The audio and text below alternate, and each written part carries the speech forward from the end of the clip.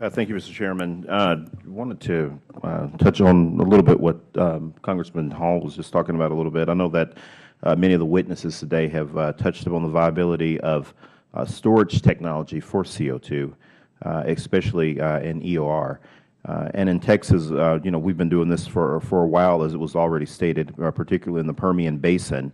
And we have a complete pipeline structure that has been built around this process, with the newest one being the Green Pipeline project that was completed a short time ago, transporting CO2 from Louisiana to Texas. And the process has become so economically viable that now there's a shortage of CO2, raising the price upwards to about $30 per ton.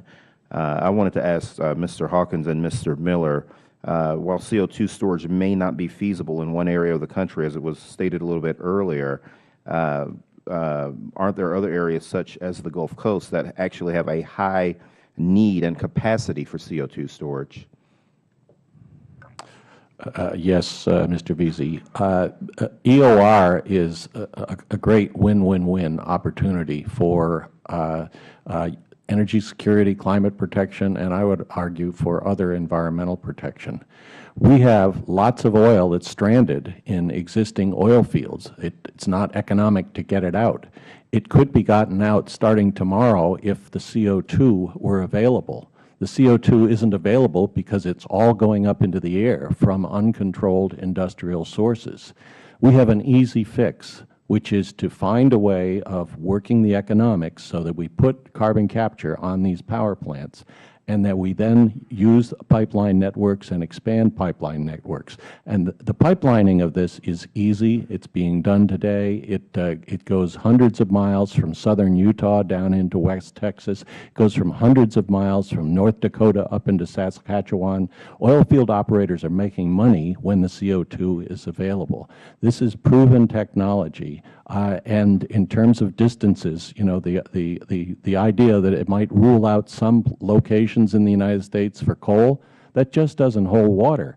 We transport coal thousands of miles from Wyoming to the southeastern United States. We can transport the CO2 from that same coal a few hundred miles back to EOR. No problem. My response would be on multiple levels. Number one, natural gas or CO2 pipeline is feasible.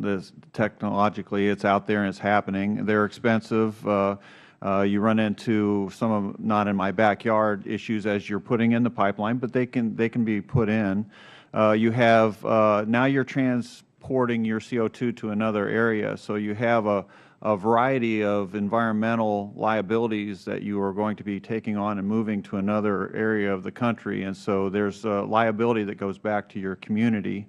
And then finally, on the EOR side, and this is not my specialty, but what I've been reading on that is CO2 is a very expensive product, and people are buying that, and they're using that as a working fluid, but they're capturing that CO2 back out and continuing to use that as a working fluid.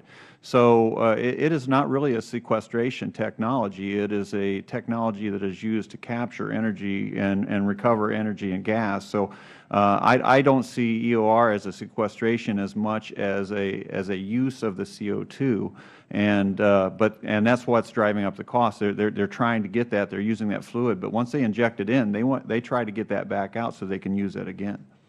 I think that both of you would agree that Texas has had a long history of using CO2 and plugged oil wells with very little environmental damage, and wanted to ask you specifically about the regulations for EPA's new source performance standards.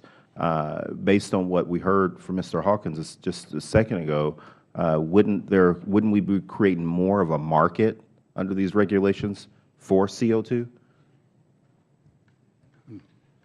Well, I think there would. The recycling that the witness mentioned is correct, but it's only a fraction. About 30% of the injected CO2 comes up in the oil, and industry practice is to put that back down. But there's a net additional injection of about 50 million tons a year now.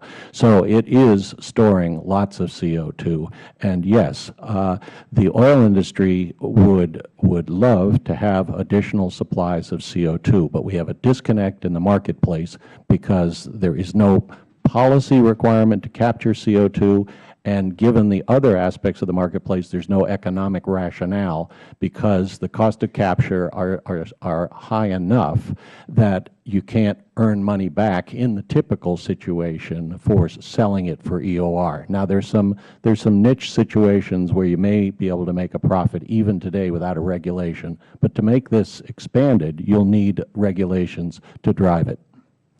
Thank you. Thank you, Mr. Chairman. Thank you, Ms. Veasey.